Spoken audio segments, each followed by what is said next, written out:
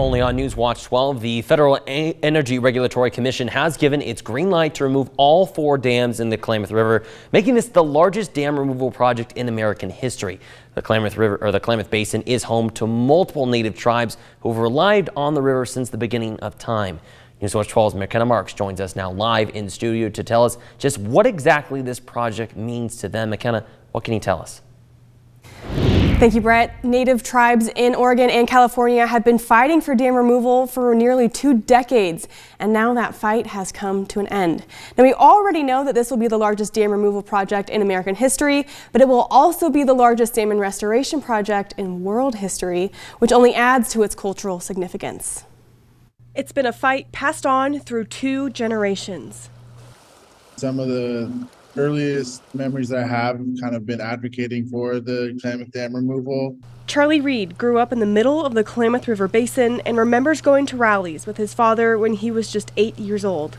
Reed comes from the Hoopa Valley, Yurok, and Karuk people and says if it wasn't for his father, he wouldn't have known about the dams and the impact they were having on the river.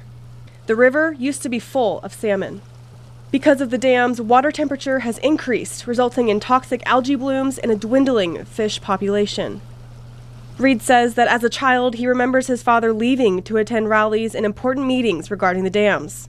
You know, as a kid, I didn't always understand why my dad was gone for a week every month for 5 years. You know, like that's a significant amount of time. And the whole time, I'm like, for what? You know, they're not going to take down those dams. Like, you're just wasting your time. But now, all of that time spent fighting for dam removal and river restoration will finally be worth it. On November 19th, the Federal Energy Regulatory Commission gave its green light to remove all 4 dams in the river, the oldest of which has been standing for more than 100 years. It took a big coalition of allies. So it wasn't just the Karuk tribe, but the Yurok tribe downstream, the Klamath tribes upstream, conservation groups, salmon fishermen. It really took a diverse coalition of folks working together to make this happen. Now that the dams are coming down, the salmon, among other species of animals and plants, are expected to return. This is especially important to local tribes. The salmon doesn't just hold physical significance, but cultural and spiritual significance as well. If our fish are gone, if our access to traditional foods are gone, then our social fabric is kind of getting ripped apart.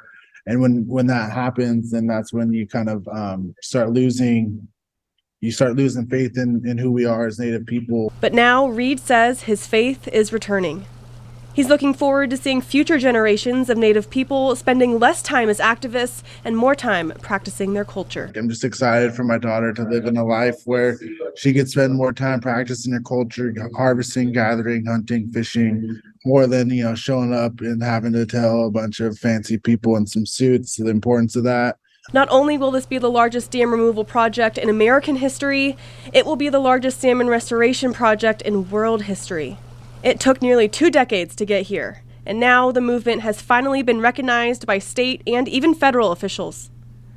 Secretary of Interior Deb Haaland, along with Oregon Governor Kate Brown and California Governor Gavin Newsom, spoke at a celebratory conference at the Iron Gate Dam earlier this month. Haaland is the first Native American to hold her position and recognized how significant this dam removal project is to Indigenous people. We are committed to protecting this special place for decades to come, so that future generations will know the same abundance and beauty of the Klamath River Basin as all of your ancestors did.